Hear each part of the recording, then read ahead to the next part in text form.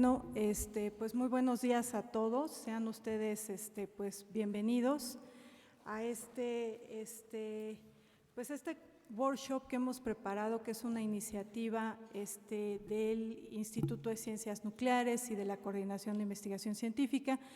Es un workshop sobre la norma ISO 45001 de salud y seguridad ocupacional, así es como la llamamos en inglés, en español. Y bueno, les recuerdo que este workshop lo vamos a realizar todo en idioma inglés, pues que es el idioma de nuestro invitado.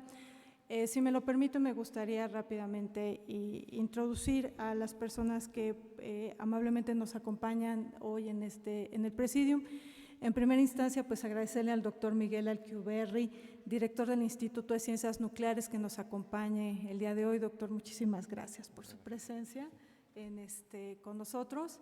Y Charles Corry, which was the project manager of this standard, the ISO 14001 for ISO. So thank you very much, Charles, for accepting coming to UNAM again and conducting this workshop. Thank you very much. It's a pleasure to receive you again. Gracias a todos ustedes. Y bueno, me gustaría, antes de que iniciemos formalmente con este workshop, pedirle al doctor Alquiuberri pues que nos dirija unas palabras. Muchísimas gracias, doctor. Gracias, Flor. Bueno, muy buenos días. Antes que nada, bienvenidos al Instituto de Ciencias Nucleares. Para nosotros es un orgullo y un honor tenerlos aquí. Siempre nos da gusto poder tener eventos de diferente tipo en este instituto, y en esta ocasión en particular este curso sobre la implementación de las normas internacionales ISO 45001 para seguridad en laboratorios y de trabajo en la universidad. Esto está implementado dentro del plan de desarrollo del señor rector, entonces es algo que es realmente muy importante, y les agradezco a todos su participación. Espero que venga gente pues, de muchas de nuestras entidades académicas que tienen laboratorios. Se le anunció a todos los institutos, entidades del subsistema. Espero que haya representantes de esencialmente o prácticamente todos aquí, y espero que sea un curso muy importante para ustedes y que podamos aprender cosas interesantes para nuestros laboratorios. La seguridad de nuestros laboratorios es desde luego muy importante, la seguridad de nuestros académicos, de nuestros estudiantes, de nuestros trabajadores. Es algo que es muy importante para nosotros y para el señor rector, entonces espero que sea realmente algo muy exitoso. And I would like to welcome Charles Corry. Thank you very much for being here and to be able to give this course to the people in our university. I think it's going to be very important for us and for our university. So thank you very much to be here. My pleasure. Thank you. Entonces, sin más, espero que realmente sea un evento exitoso. Les deseo que sean unas charlas muy interesantes para todos, y bienvenidos otra vez al Instituto de Ciencias Nucleares.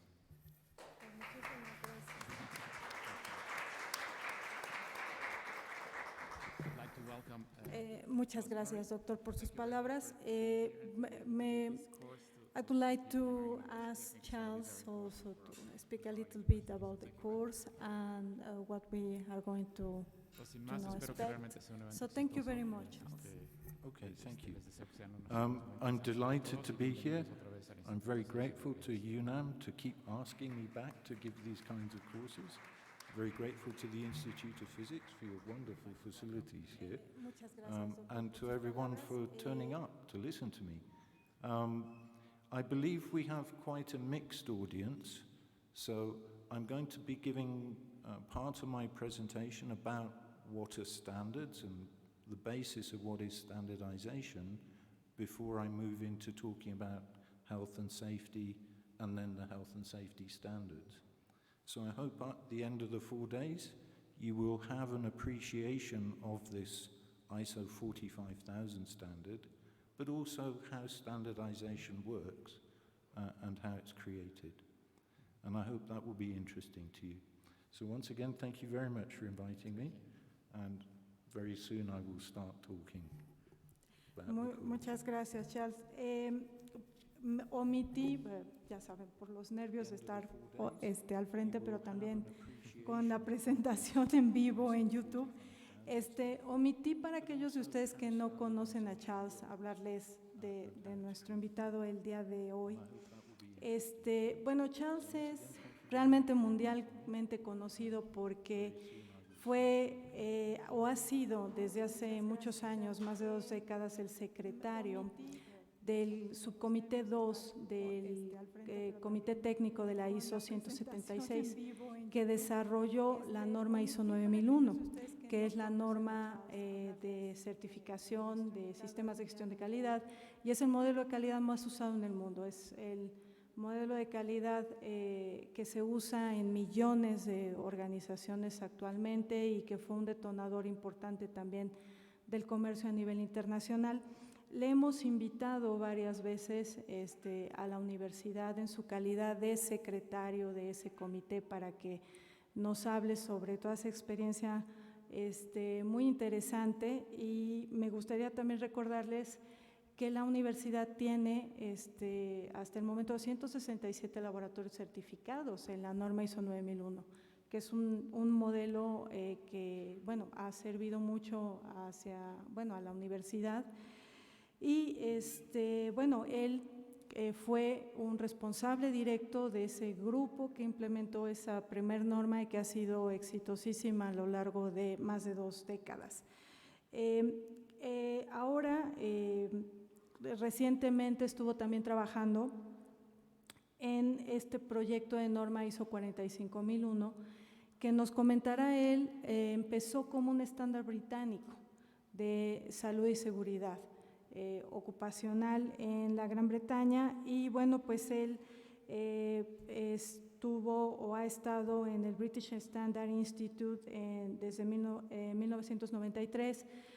Recordarles que el British Standard Institute fue el primer organismo de normalización en el mundo, como los conocemos actualmente, y bueno, tuvo un crecimiento muy importante en los años 40, 50, porque se desarrollan muchas normas de tipo militar que actualmente todavía se usan, y bueno, yo creo que la institución de mayor referencia en normalización en el mundo junto con la ISO. En 2013 lo designaron secretario del PC 283, precisamente, que estuvo a cargo de desarrollar el estándar 45001, como les comentaba yo, basado en esta norma británica de salud y seguridad ocupacional. Y bueno, se estableció el grupo de trabajo en 1998 y se desarrolló esta primer norma, OSAS 18001, en ese año, ¿no? También, como les comentaba, ha sido o es secretario del Comité 176 de Sistemas de Gestión de Calidad, el de evaluación de la gestión, de activos, perdón, de gestión, que es el 251, y estuvo en otro proyecto también muy importante, que fue la estructura de alto nivel de la ISO, el High Level Structure, que también estuvo desarrollándolo. Nos hablará sobre ese tema, pero esta estructura de alto nivel que se desarrolló hace algunos años precisamente ha permitido o tenía como objetivo desarrollar una estructura común para todas las normas de sistemas de gestión. Recordarles que tenemos más de 70 normas actualmente de sistemas de gestión y que de lo que se trataba con una estructura de alto nivel era permitir la integración de estas normas, ¿no? Y bueno, pues ha tenido también a su cargo diversos proyectos en el British Standard, y bueno, él de formación ingeniero, y tiene también un MBA en Charles, en su formación profesional. Entonces, pues como podrán ver, tenemos un experto de primerísimo nivel con nosotros pues durante esta semana, a quien nuevamente le agradecemos mucho.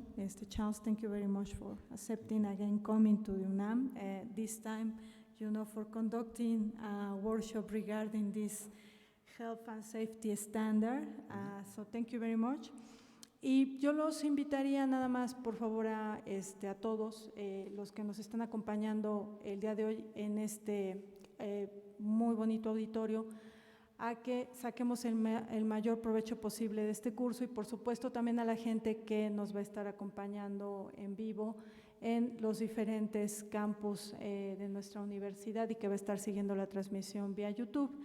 Recordarles a todos ustedes, como les comentaba, el curso va a ser, o el workshop va a ser impartido en inglés, pero sabemos que siempre hay a veces una barrera con el idioma, entonces si alguno deseara formular alguna pregunta en español, pues con gusto trataremos de hacer nuestro mejor esfuerzo por traducirla lo más preciso, de la forma más precisa para que Charles la pueda contestar.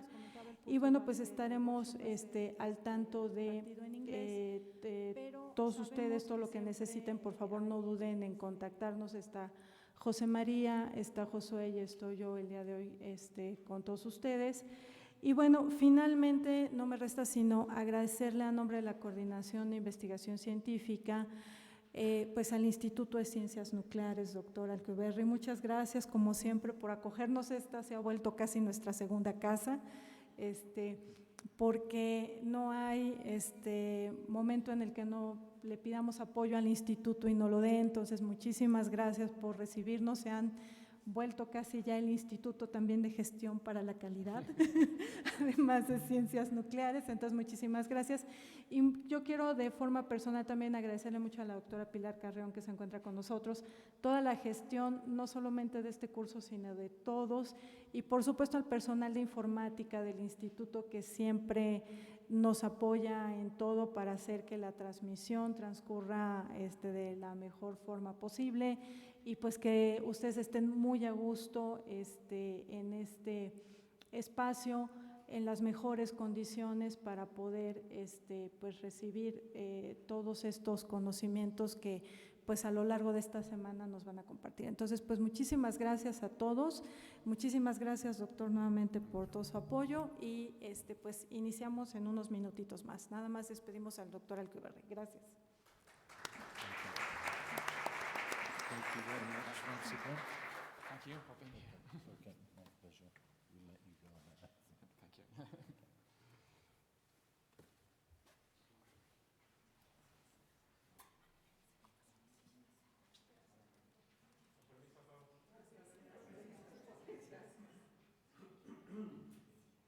Okay, my pleasure. Okay. Okay.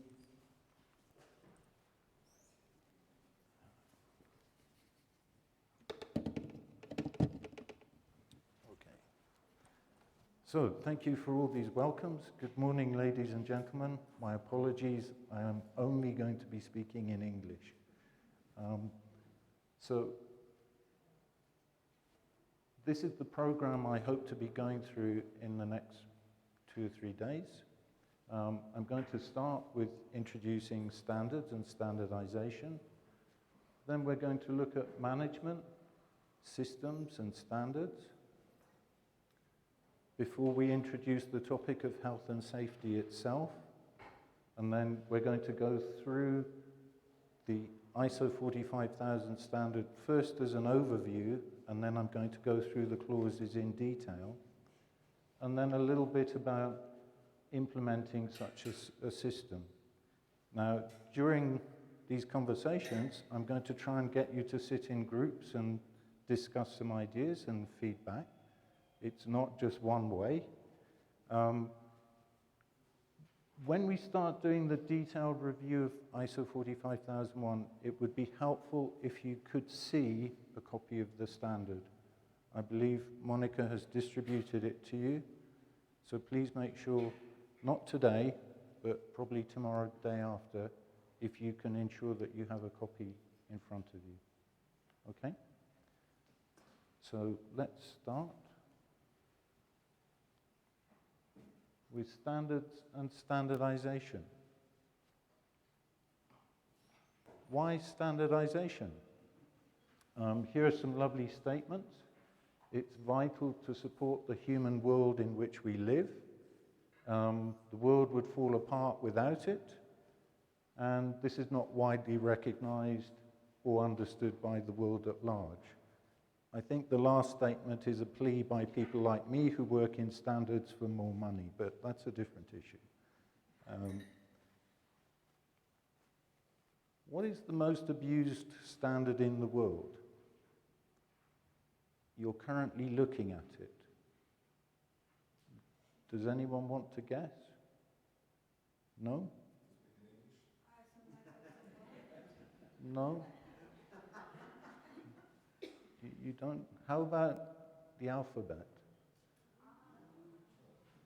You know, we each abuse it when we start writing. And there are some different examples. So, if I show you this picture, it's a Mexican horse rider, apparently. I stole it off the internet, I'm sorry. But would you care to guess what is standardized in that photograph?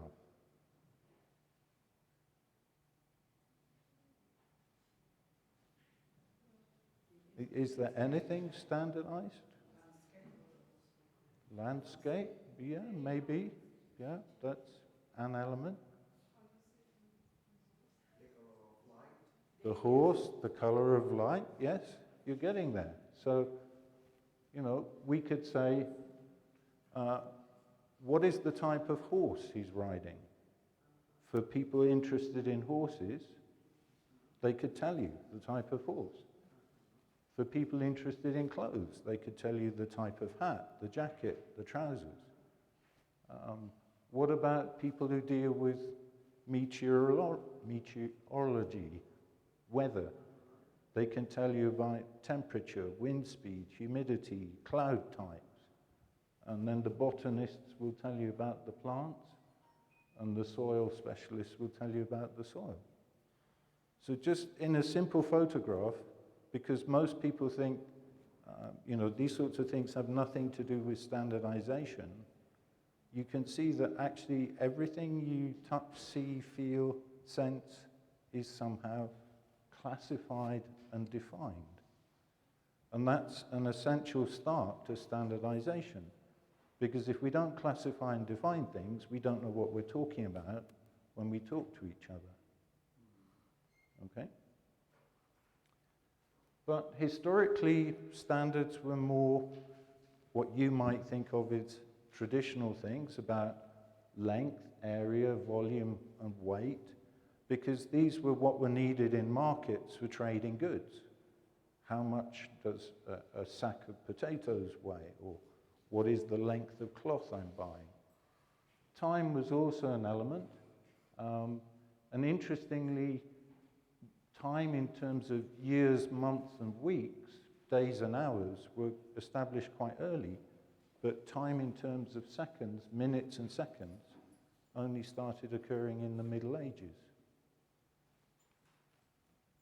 And there are some other interesting measures. You know, there's the finger, the hand, the foot. All of these other dimensions, originally based around various individuals, a king. But what happened when the king changed? When you went from someone like me to someone much thinner? Did all the dimensions change? Actually, they used to in certain cultures. It was a problem. But luckily, well, we'll go on a bit more. Area was measured by land that could be plowed in a day. Volume is quite interesting. The Romans used to measure volume by one of their wine amphora. But the Japanese would measure volume by the quantity of rice someone could eat in a day. That doesn't seem very fixed to me. That sounds a very variable measure. I mean, okay, Roman amphora were generally made to a certain size and shape. But even so, there was a degree of tolerance on that was quite high. But if you compare the amount of rice my son can eat compared to me, he's 20 years old, he eats like a horse. I'm not sure about the rice measure. But then things like, for example, with diamonds, we talk about carats to estimate the weight of a diamond. This is derived from the carob seed, because the carob seed was a very uniform weight, so was used on very fine balances. So the word carat for a diamond comes from carob. Time was measured by burning of a candle, okay, or a volume of oil or something like that. But then, luckily, the SI unit of systems came in 1875, and that helped define the meter, the kilogram, the second, and that resolved most of our basic units. But when we started standardization, we were talking about things like shape and strength based around those basic units. Really what we've tried to do in the sort of modern world was have interchangeable components. Because going historically in Europe, there was a French general who said, my cannons, every cannon is handmade, every cannonball, therefore, has to be handmade to fit my cannon. That doesn't work if I'm trying to put an army into the field and every ball has to be handmade for every... So he wanted standardization of his cannonballs, but they were still handmade. He didn't have a manufacturing process that could repeatably produce them. In fact, the first recognized European manufacturing process that was repeatable was for wooden pulley blocks for the British Navy in about 1803. And the reason it was wood was that really metal cutting machines were not invented until 1823. The first milling machines and lathes were invented in the US round about that time. That was because they didn't have steels hard enough for cutting metals. But what I find interesting is if you look, for instance, cowboy movies, they always talk about Colt revolvers and Winchester rifles. So from 1823 to 1836, only some 13 years, they'd gone from basic cutting machines to actually producing a fully interchangeable and quite complex product. So the reason for the success of the Colt revolver historically was if you broke a part of it or you bent a part of it, you could go in a gun shop and just buy a replacement part and swap it over. So that started the process of interchangeability in a mass manufacturing sense, which eventually led to mass production by 1908 with the Ford Model T, where thousands of components were being mass-produced and interchangeable. But in terms of products, we found, historically, actually, we'd forgotten about China. And China had a system of interchangeable type for repeatability, going back to the 11th century.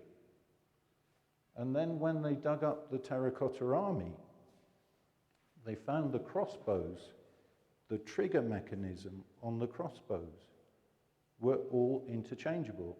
They weren't necessarily identical, but you could see you could take one trigger from one bow, fit it to another one, and the bow would work.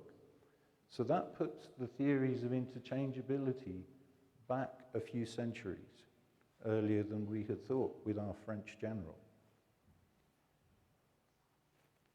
And in the UK, really 1901 is when BSI was established as the first national standards body in the world. And by 1903, we started having assessments of products against standards in what we call conformity assessment. So testing of products against the standard and getting some sort of recognition that the product met the standard. And that's a copy of our first British standard, which was for steel plates that connect railway tracks together. But more recently with products, we've stopped just looking at interchangeability. We're looking much more at what we call interoperability.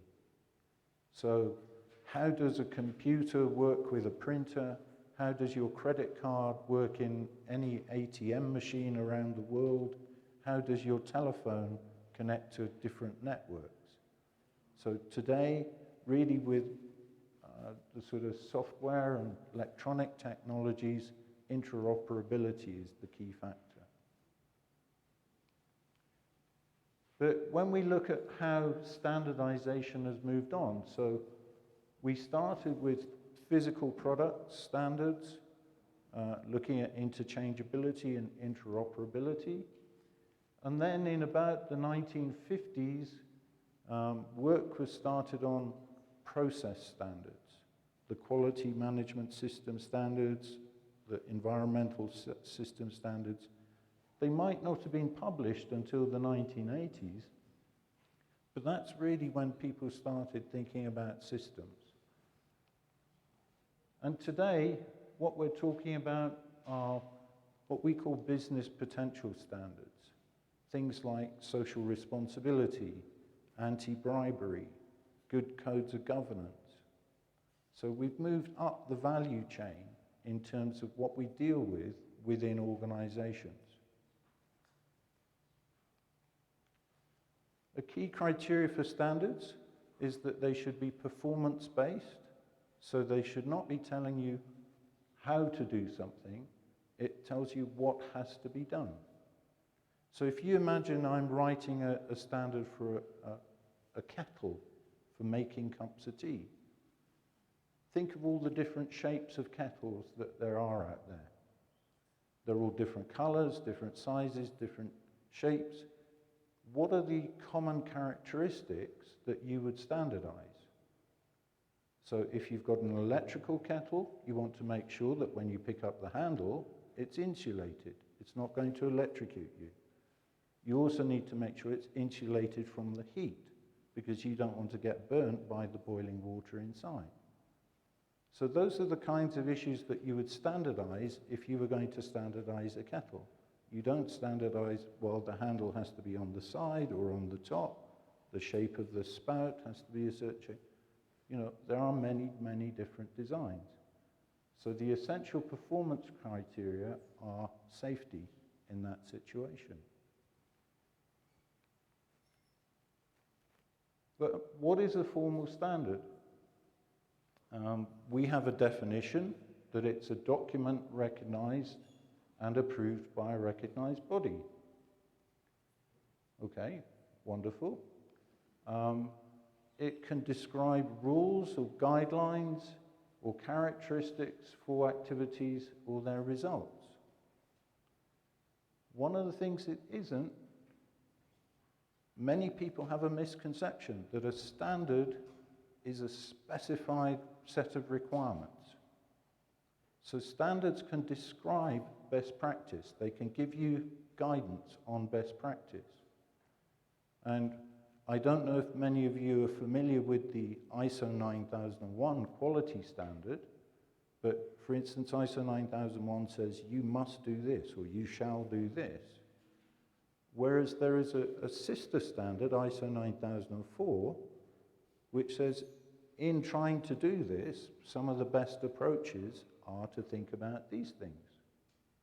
So one is a standard that specifies requirements, another is a standard that gives guidance. And many people get confused about this issue. They think standards only specify requirements. That's not true. And in fact, I could actually slightly disagree with the definition, because some of us would argue the point about whether a standard is a document. Because if you think about the original SI units, I think Napoleon Bonaparte had a meter rod and the kilogram defined as platinum, a platinum rod and a platinum ball. So saying it's a document, I'm not sure that that's quite true. Also for us, we have a very interesting standard, which is a fan of colors that's used for calibrating colorimetry machines. It's probably the most expensive standard we have to produce, because you can't just print it with your office printer. The wavelengths of light available from your office printer doesn't match what's needed for this colorimetry fan. So yeah, we have to go to very specialist companies to produce that standard. But I think we get the idea of what a standard is. It's a set of rules or guidance agreed by a recognized body. So some facts about standards. The top 7 national standards bodies all belong to the G7. Is that a coincidence? You know, when you look at how standards were developed historically, so you can imagine countries where actually people didn't travel very much. Most people were based in villages or in small towns. You know, how did particularly manufacturing of cloth, for example, start? It was very local. It was people were doing, you know, I make cloth as I see fit. I weave it, I hand weave it and hand produce it. I set my own standards. I then go and try and sell it in the market, and people buy it. But soon you start finding that in the markets, they start saying, well, we can see that your cloth is not as good as what is coming from the others. And in fact, we're going to set a minimum quality level for what we think is good cloth. So you start getting small local standardization. And then as development continued and communication systems improved, railways occurred, and product was being moved around the country, you started getting national standards being established. And then really in the 1980s and 90s, you know, we got globalization in a big way. So you can see that we go from local or no standards at the beginning, in-house production, then local sourcing with company specifications, national sourcing with industry specifications, and finally global sourcing with international standards. And if you look at the sort of societal development, we're comparing pre-industrial society to the lean production global environment we live in today. Interestingly, within BSI, if I look back historically, up until about the 1980s, 80% of our standards in our catalogue were national standards. And then we recognized that globalization was going to come, so we started a process of focusing on international standards. And today, 90% of our standards are international standards. There are other reasons for this as well. The World Trade Organization, in talking about technical barriers to trade, says that if you have a trading condition which is based on an international standard, then that is an acceptable condition.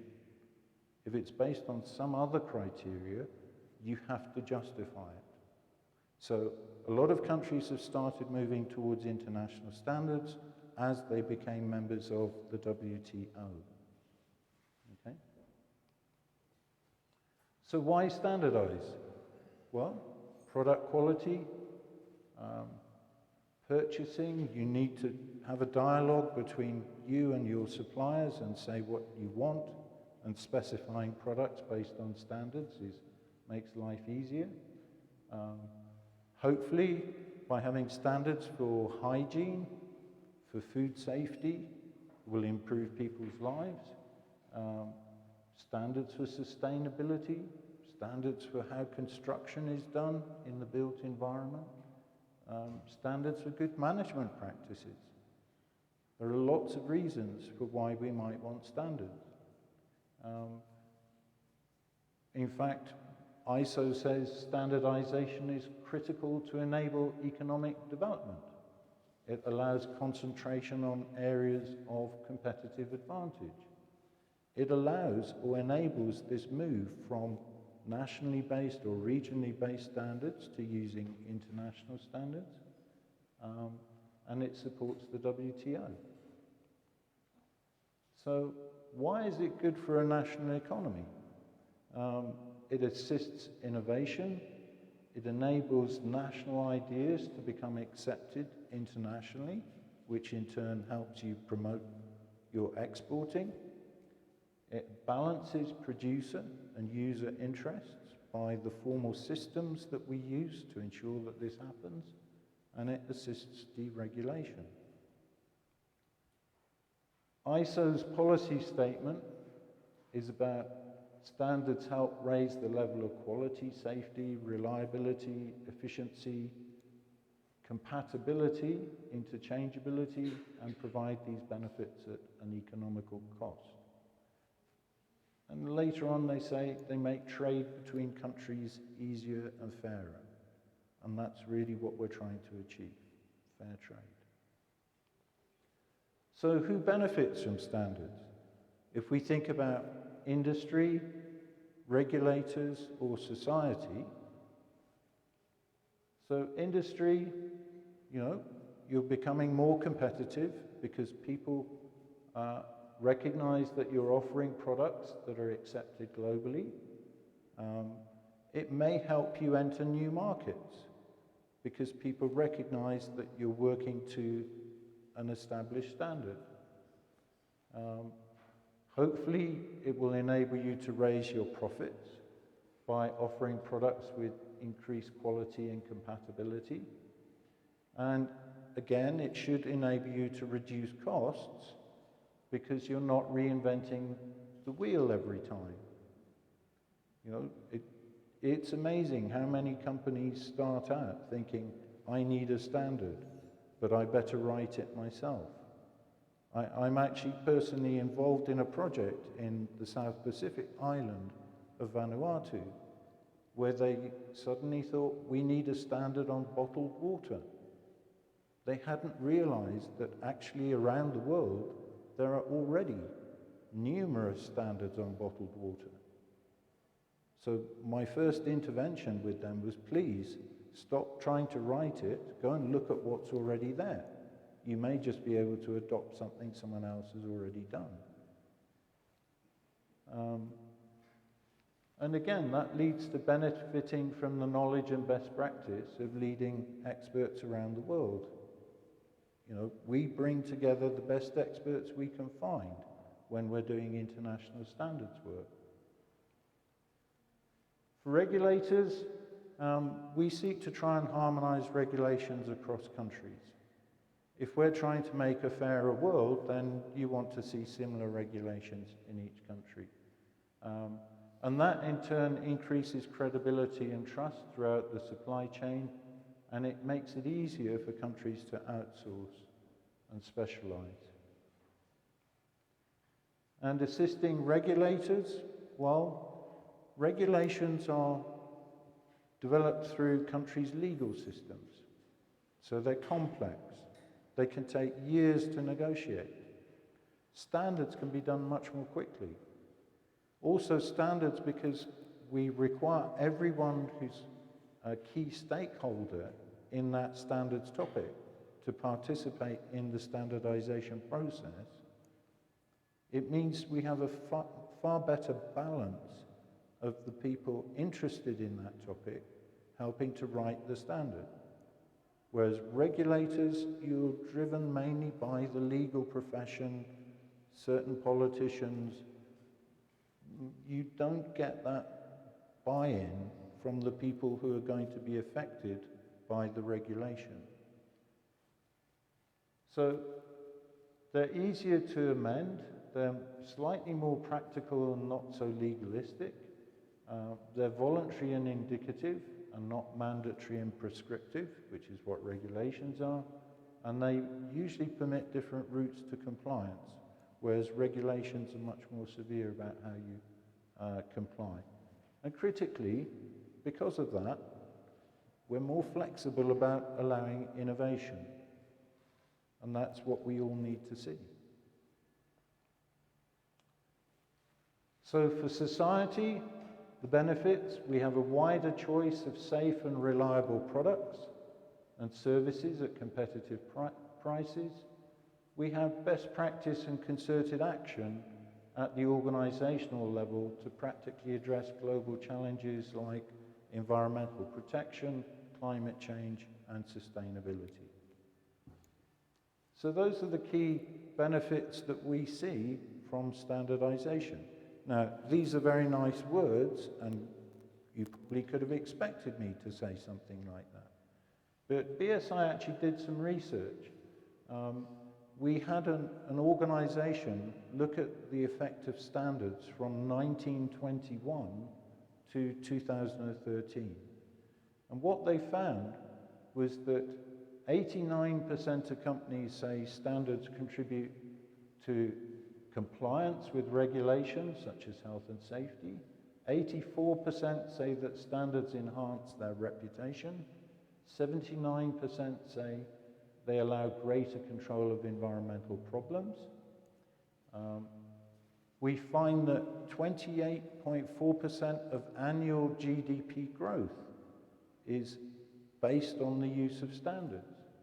We find 37.4% of productivity growth is based on the use of standards. 41% of small and medium enterprises say they're more likely to export if they use standards. That's a bit less, 36% for bigger companies. But in total, we're seeing something like £6.1 billion being attributed to the use of standards. And that's a phenomenal amount. So, you know, if you're looking for a national strategy and governments directing organizations in industry, they do need to think about the use of standards in industry. But what types of standards are there? I'm giving you the British standards version of this because actually this issue is not standardized across different countries. I've talked about specifications, standards that put explicit requirements into them. But there are also standards that give methods about the way in which an activity is performed. Vocabularies, I talked about when I showed you the picture of the rider, the need for classification and definition. So vocabularies support that issue. But we also have things called codes of practice, saying, you know, this is a good way of doing something. You should follow it. It's not quite a specification. An example I would give is for the safe handling of glass. I don't know if you're aware, but when you see a skyscraper being built with lots of big glass panels on the outside, they do occasionally drop the panels when they're making the building. I was on a 10-story building where they had dropped about 40 panels of glass. At £1,000 a panel, that's £40,000 worth of glass just wasted by being dropped. A huge amount of money. But within the UK, we have a code of practice on how you should put these suction grips on the glass to move the panels around. If someone had been hurt by one of the falling pieces of glass, and it was shown that they had not followed the code of practice, then in our court system, those people could have been prosecuted. So code of practice is because you cannot say how each piece of glass has to be handled, because glass is different. Different types of glass, different shapes of glass, but you can say this is the best practice. So a code of practice is an interesting document in that respect. It gives you guidance, but in a very strict way. Then there is guidance which is pure guidance. It's about, have you considered this, that, and the other? And then classifications. That compares with what you will come across in the international standards world, where we have full international standards, and in order for a document to be published as a full international standard, it has to achieve a 75% approval by the countries voting on it. But below that, we have what we call a technical specification, which has to achieve 66% approval. Below that is a publicly available specification, which is a simple majority And then we have things called workshop agreements and technical reports. Slightly different documents, not so common. But really, when something is published as an international standard, you can say 75% of the countries voting have approved it. Which are the three main international standards bodies? The International Organization for Standardization, ISO, the International Electrotechnical Commission, IEC, and the International Telecommunications Union. Sorry, I'm seeing people write things down. These slides will be available to you, so if it saves you, okay.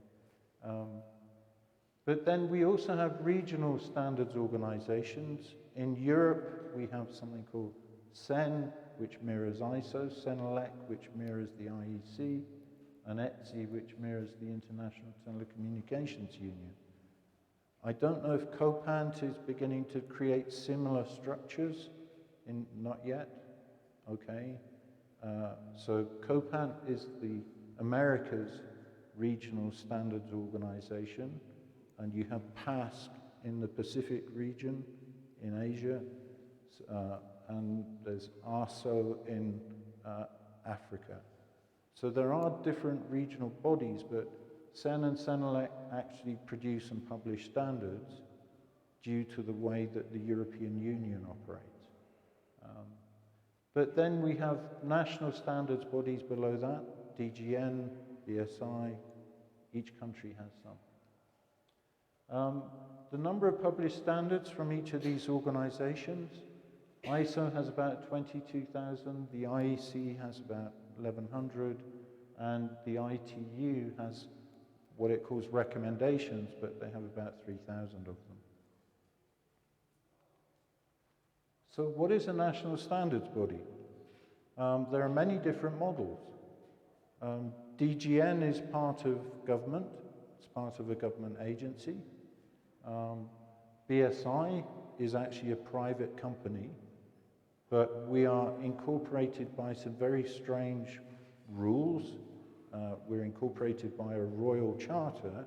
We're not incorporated under the Companies Act, which exists in the UK. This means we have certain public service obligations to government. But there are many different models that are available.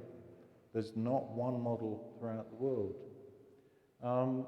Then when you look at how many standards bodies do different countries have, some, like the UK, we tend to just have BSI, and we focus all our work through BSI. But others have two, one for ISO work and one for IEC work. Germany works like that. And then you come to the USA, where it has hundreds of standards bodies, some of which you will be familiar with. If you look at the oil you put in your car, you normally have to put SAE 2050 or something. SAE is the Society of American Automotive Engineers. Or ASTM, the American Society for Testing and Materials. These bodies have been around a long time, and they've produced many standards, and they work internationally. So there's a slight issue in the US as to which is the national standards body. But ISO and the IEC will only accept one national standards body member for each country. This is called ISO in figures. I appreciate not all of it is readable, but it shows in the top left-hand the 22,476 standards it achieved in 2018. It had something like 3,431 ongoing projects.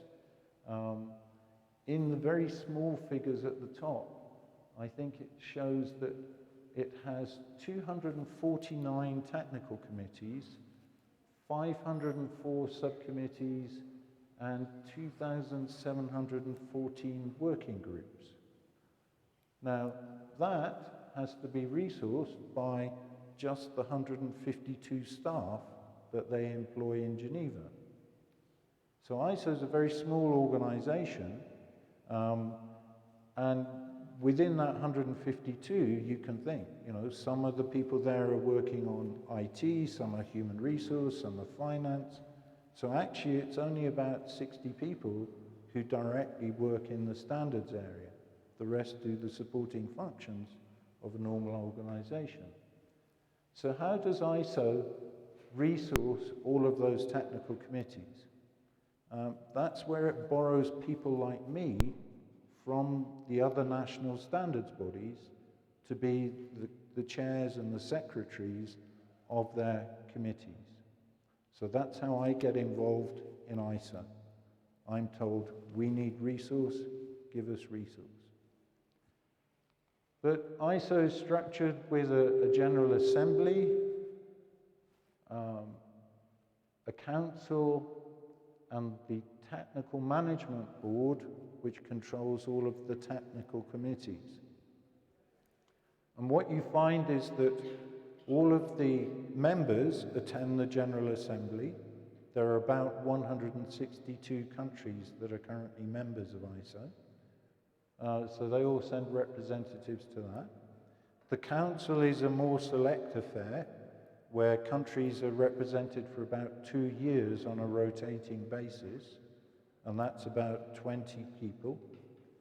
And then the Technical Management Board is actually about 15 representatives. Again, countries serve on a 2-year rotating basis. So the technical stuff is decided at the Technical Management Board. The Council decides matters of finance and policies. And then at the technical committee level, that's really where the experts come in and get involved in helping develop standards. ISO also has a number of external liaisons that it recognizes. So the International Institute for Physics or the International Institute for Chemistry are recognized by ISO. We work in cooperation with them, and it's perfectly reasonable that we give recognition to that cooperation. But it does lead to questions about how ISO is funded, because if we look at the 3 main international standards bodies, ISO and the IEC are funded by subscriptions from the national standards bodies. The ITU, on the other hand, charges its members a fee. Now, some of the liaison members, they say that their members have bigger GDPs than half the countries participating in ISO. So we have, for example, a liaison which represents the automotive sector. General Motors has the 7th biggest GDP in the world, and yet it's saying the standard is being decided by votes from countries like Malta, population 300,000, almost no GDP value compared to General Motors. And they're saying, is that fair? And so what happens is, from time to time, ISO actually examines the basis on which it's funded, or the basis on which decisions on standards are made. So should it be that anyone who pays a subscription should have a vote? That's one model. That's what the ITU uses. Should it be that depending on the population size of your country, you get a weighted vote? Or should it be on the gross domestic product of your country? Again, should you have a weighted vote? But if you think about the weighting, if it's done by population, you're going to have China, India, Brazil, USA, determining most of what goes in the standards. If it's by GDP, again, similar picture. Those are the leading countries. But the ISO system, and the reason that ISO is called ISO, is we maintain at the moment a one country, one vote system. And because in Greek, ISOS means equal, so the abbreviation for ISO is derived from ISOS. But this actually has certain interesting effects.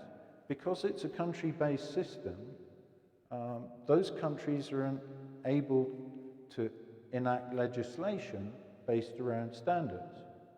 Whereas if we were just doing it on a commercial subscription basis, the subscribing organizations can't necessarily enact legislation.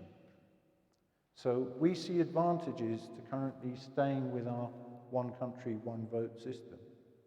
But it does get reviewed. The liaisons say that within ISO they don't get a vote, yet economically they're far more powerful than some of the countries. So it's an interesting discussion. I mentioned that the national standards bodies pay subscriptions and that ISO staff are paid from those subscriptions, and that most of the sort of operating organs of ISO, the General Assembly, the Council, they're paid by the national standards bodies. But then when it comes to chairmen and conveners and experts, they get no funding whatsoever. They work on a voluntary basis. We have a wonderful business model. We invite people to come and work for us, to give us their intellectual property for nothing, and then we repackage it and we sell it back to them. And they have to pay for what they gave us. It's worked very well for a long time. Yeah. But in terms of the formal standards development process, we have to aim to be transparent. We need, in order to get the level of acceptance required by the potential users, they have to have confidence in the process. So it has to be transparent. But also, it has to be timely. There's no point in us saying, we need a standard for this, and then taking 20 years to develop it. In fact, when I joined ISO, the formal development time for a standard was 7 years. And ISO had slightly lost control of its processes. So they conducted a review. They found some projects that had not been completed in 35 years. They found many that had not been completed in 10 years. Today, we're trying to get down to the development time for a standard should be about 2 years. I mean, they do allow 3 years. They used to allow 4. The 4-year has gone. Now it's 3 years, but they're trying to get us to be more efficient and actually develop standards in 2 years. We'll see if that's going to work. I have concerns about translating and consultation, and that's what takes the time in the standards development process. But we'll see. So, as part of the transparency, we have formal rules of procedure, which we call the ISO directives, and we have formal rules for the presentation of standards and what words we can use and how we can use those words. And that's mirrored at sort of the regional and national levels by similar sets of rules. So in Europe, we have the internal regulations. In fact, what you find is that most national standards bodies adopt the rules for the presentation of standards almost without change. So that it's, how you present a paragraph in one language is the same as in another. There's a huge argument about the decimal point. How do you represent the decimal in Mexico? Is it with a comma or with a point? Point, thank you. Okay, the French argue the other way. So that's one small issue. Also, the spelling of sulfur with an F or with a PH. Again, language issue. But for the presentation of standards, you can see across all the different national standards bodies, the rules are almost identical. But the rules of procedure tend to vary a little bit, because each of us has different ways of formulating our national committee processes, how we invite people to participate, how we approve documents within our national process. So the rules of procedure tend to be slightly different. Who gets involved? I mentioned that one of the advantages of standards when compared to regulations is that we try to ensure that all the key stakeholders are involved. And these are just examples of key stakeholders: industry and commerce, government, consumers, labor organizations like trade unions, academic and research bodies, standards applications bodies, which in real terms means like national standards bodies, certification bodies, and accreditation bodies. And increasingly we see non-governmental organizations getting involved, the WWF and things like that, Worldwide Fund for Nature. And the development of standards follows a fairly strict route. There's an initiation phase. So someone comes up with an idea for a standard and says, wouldn't this be useful? Well, actually, we go through an evaluation process before we accept the idea. We don't just automatically accept every idea presented. Then there is a drafting phase where someone actually has to write the document. And then there's a public commenting phase. Again, the World Trade Organization, the WTO, requires that for any quasi-regulatory document, which a standard is, has to go through a public commenting phase. And that's again to try and make sure that you've engaged all the stakeholders who are going to be affected. So after public commenting, we then have a system of reviewing the comments and improving the text, and then it goes through an approval process, and then it's published. And then after a certain number of years, we come back to it and go, it's time to look at this standard again to see if it's still applicable. Does it need improving? Does it need to be withdrawn because of certain changes in industry? Or is it out of date? So there's a systematic process to review standards, usually about every 5 years. This is just a diagrammatic version of the same, but it shows a few more of the stages that are usually involved, because you go from a new proposal to a working draft, to a committee draft, a draft international standard, a final draft international standard, and then publication. And I was mentioning translation and consultation a moment ago.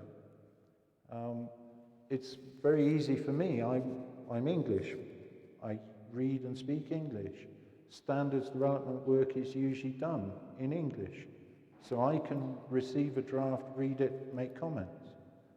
For many countries, that doesn't work. So when they receive a draft, they have to translate it before they send it out for consultation. Then they get the comments back, and they have to retranslate those comments into English before they submit it to ISO. Now, one of the reasons that ISO keeps putting pressure on us to reduce the time for developing standards is that industry says, you've produced a 20-page standard. We could have done this in a weekend. And we go, yes, you could have done, but you wouldn't have been through that translation and consultation process.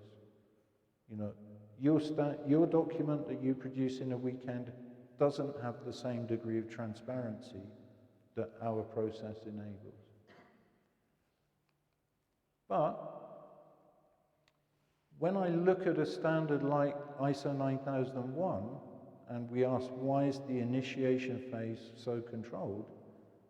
ISO 9001, 20 pages, $1 million a page is what it costs to produce. I mean, think about if you were going to start a project in the university and you were going to invest $20 million. Surely you would have evaluation criteria before you spend that kind of money. So this is why the initiation phase is getting more and more severe all the time. We have a definition of consensus, and we say that standards are developed using the consensus principle, and that really it's only in the final stages where we do voting to demonstrate the level of consensus achieved. Because within the working groups that I mentioned, there's 2,000 of them, really they have to work by consensus. But consensus does not imply unanimity. So sometimes you get a situation where someone will say, I do not agree, I cannot move my view, and we will record in the forward to a standard that a certain country has opposed it for certain reasons. But that's rare. Usually they just withdraw. So there's a couple of key challenges for standardization. Until 2018, the ball of platinum for the kilogram was disintegrating. Finally, in 2018, they changed the kilogram from being that physical ball to being Planck's constant. Now, I believe many of you work in laboratories. I don't know how you've been affected by that change, or if it really hasn't made much change at all. But I know that for laboratories across the world, they're still working on, verified sets of weights, and they using these graded sets of weights. You're going, but now it's Planck's constant. Haven't you thought about how you migrate to that change? And a lot of them haven't managed to deal with it yet. So that's an issue. But also another key one is about nanotechnology. When you go right back to the history of standards, and we're working with weights and measures in order to verify that what I'm buying is right. How does that compare when you have a system where when you try and measure something, you affect what you're measuring? So what becomes fair in that system? There's a lot of work going on in nanotechnologies. Interestingly, China is probably one of the leading countries in that field. I don't know where Mexico is. I know you are doing work in that area, in Yunnan, but we'll see. Other standardization issues, we're trying to look at how we can be more inclusive in terms of our participation. There's about 162 countries that are members of ISO, probably 36 to 40 regularly participate in committees. And you can guess it's the North American, European, Japanese bias. Mexico, you're good in some committees, others where you should be, you're not there yet. I understand the issues with working with DGN to try and achieve that. We would like to see you being there much more frequently. But for developing countries, with the cost of travel, the cost of hotels, sending experts to attend international meetings on a frequent basis just is not practical yet. So how can we be more inclusive if we're thinking of the international standards organizations? We are looking at trying to work by webinars. In fact, there is a pilot project now to see if ISO can completely develop a standard just using webinars. Maybe that will work, I don't know. For me, webinars work best when people know each other a little bit before engaging on the system. And also, if you have a maximum of, let's say, 15, 20 people participating. Unfortunately, most of my committees, I'm talking 100, 150 people. I can't have 150 on a webinar and actually agree something. It doesn't work. But who knows what will come up in the future with new technologies so that we can overcome the barrier of needing to travel to do the work. There's also a problem with English. I'm very grateful that you're listening to me today in English. Unfortunately, we know that even some of the leading standards bodies, like AFNOR in France, has a problem with finding enough people with good English voices on telephones over the past few years. It's been amazing. So we don't quite know what the future is on that respect. To manage their depend on sales for their revenues. So there's an issue about how do we fund the process. Non-national standards bodies. I mentioned that all of these organizations from the USA, like SAE, ASTM, the IEEE, they're saying, actually, our standards are just as recognized as ISO ones. So if you're going to be using our document as the basis for your work, then we want a dual logo, dual recognition, dual numbering. And that is going to be happening. On the other hand, some of the national standards bodies might react to that and say, well, why are you giving these American standards bodies recognition when you're not giving the likes of BSI or DIN in Germany equal recognition? You know, we give our standards for free. They don't appear to be giving theirs for free. Global organizations' rights, I was talking about the liaison organizations and whether they should be given the right to vote. Pressures on costs and timescales. Again, I mentioned ISO is trying to cut the time we spend developing standards. Target is now about 2 years, if we can. We're constantly looking at new electronic methods of working. I think most of you would be familiar with Google Docs and how you can do online sharing. ISO hasn't actually quite adopted that system. It's trialing one at the moment. I'm not very happy, I'm not very confident about it. One of the issues for me is version control. How do you maintain version control on a document that's being shared and changed all the time? Because I have to produce certain fixed versions by certain fixed points in time according to a project plan. So that's going to be interesting. New products, purely web-based products. We can think of database type products. So ISO has already created a certain number of databases which it says this is the standard. You know, we all go to the internet for information.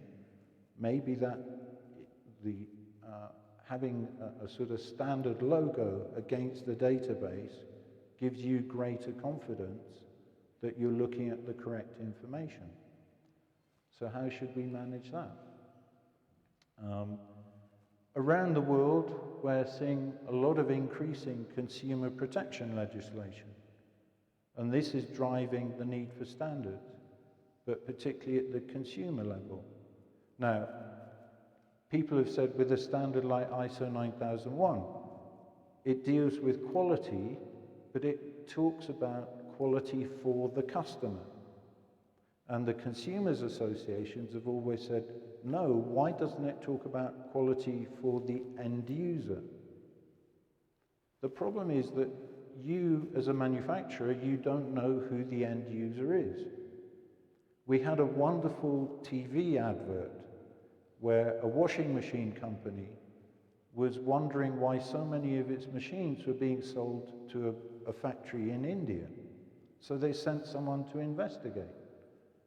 This factory made drinks. They made a yogurty type Indian drink called lassi, and they liked the spin cycle in the washing machine for stirring their drink mixture. Now, how can you as a washing machine manufacturer know that someone is going to use your spin cycle for producing a drink? You can't. There's legal problems there. So, yes, we can talk to the consumers, and they're actually bringing in some interesting standards about market-based codes of conduct. So an example of that is if you phone up and order a pizza and the pizza company says, we will deliver within 5 minutes or it's free. do they actually maintain that? I mean, they've effectively given you a verbal contract by saying that it will be free after 5 years. So do they maintain that? And what is realistic for companies to say in terms of codes? Then they introduced a standard about complaints handling, which is very useful. You know, how do you go about dealing with customer complaints? So there's some interesting things coming from the consumer area.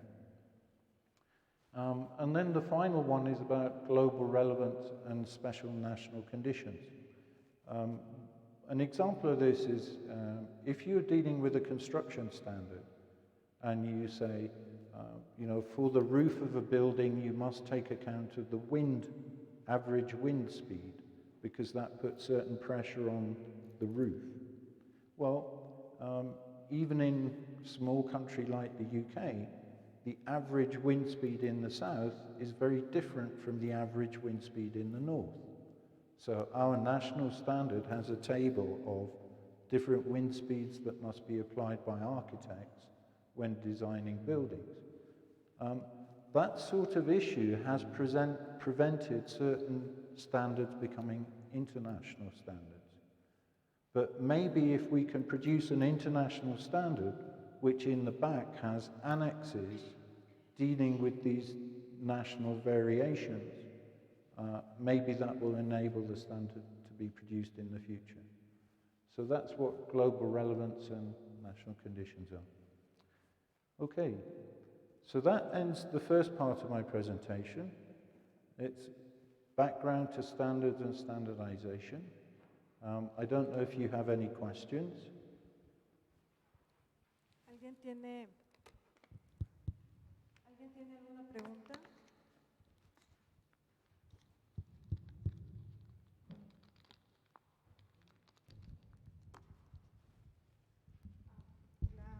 La doctora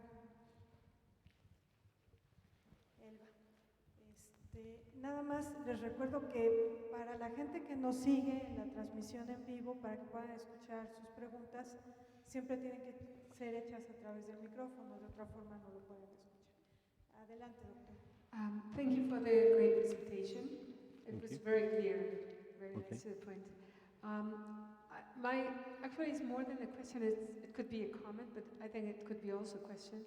It's how standardized ontologies can be key to interoperability between different sectors, ideas, and ways of thinking.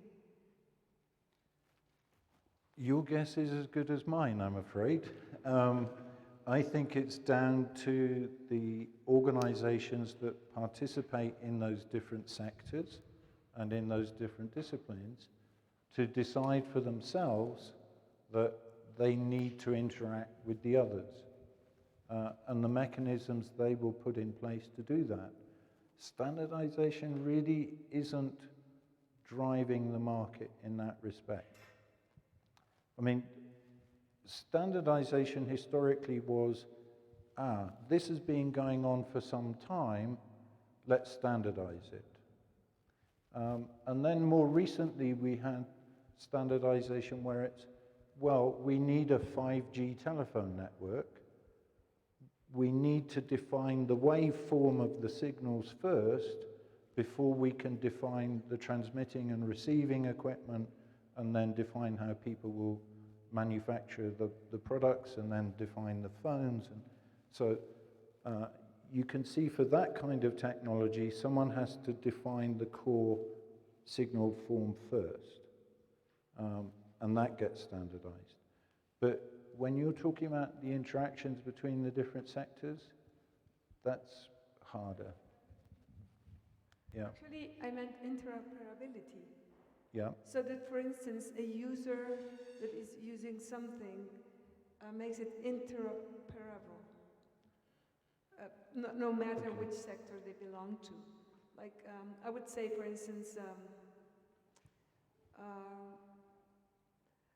measurements that can be used by one sector or the other indistinctly, but they have to communicate that they are exactly the same. So it's this interoperability that I mean. more than Okay. the one in the market. I mean, the market, of course, is related to what you sell and the people that are buying it, and it just simply fades off with time. But interoperability allows you to communicate at the end. Yes. But in terms of a measurement, I'm not sure I understand how that would work. Are you talking about a laboratory doing some kind of measurement and then saying that actually that should be accepted in a different laboratory? I mean, data that how? are derived to put together a norm, to put Yeah. together regulation. Yeah. Again, I think that depends on the laboratories or whoever's making the measurement driving that process. The standards world is not going to say this is what we need. It has to be the user community saying we need a standard for this. I can give you an example, perhaps, is you know these, if you're in a big warehouse, you have these autonomous robotic delivery machines. And for years and years and years, different companies had different communication protocols between the robots and the central control system. If you went to a Ford factory, it was one set of protocols. Go to General Motors, it was different. And actually, there was a committee set up to try and standardize that kind of information. So information exchange, and in that kind of situation, is being looked at, because you need the data in a certain format for it to be accepted on certain databases before the central processors can control it. At this moment in time, there's a big initiative about what is called BIM, or Building Infrastructure Management. It's how do you record all the details of the construction of a building. Again, one of the things they're having to focus on is what is the architecture of the information that is needed to support BIM systems. And that's actually what they're working on primarily at this point in time. So I don't think it's impossible, but it depends on which system, which sector feels the need to drive it. Okay? So it can be done. Yeah. Okay. Any other questions? ¿Alguien tiene alguna otra pregunta? Si gustan hacerlas en español, podemos tratar de traducirlas entre Rafael y yo.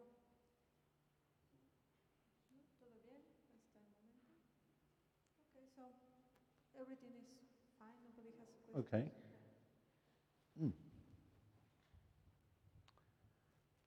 Okay, so the next part of my presentation is about management systems and standards. And this is where you have to do some work. So I want to conduct some sort of group exercise. And I want you to tell me, what do you think are the concepts of good management? I mean, we're all certainly mature people here. We've all worked in different work situations. I would like you to sit in groups of maybe about 10 people and think about how were you managed, what you thought was good, how you think people should manage you better. So please, can I let you start? I think we have a coffee break about 1 o'clock. So I think we're going to run this until the 1 o'clock coffee break. And then after coffee break, we'll come back and listen to what you said about it. Okay? So I don't know how you want to organize. Do you want to go the 6 people here maybe? I don't know, over there. I'll leave you to decide. Put yourselves in small groups.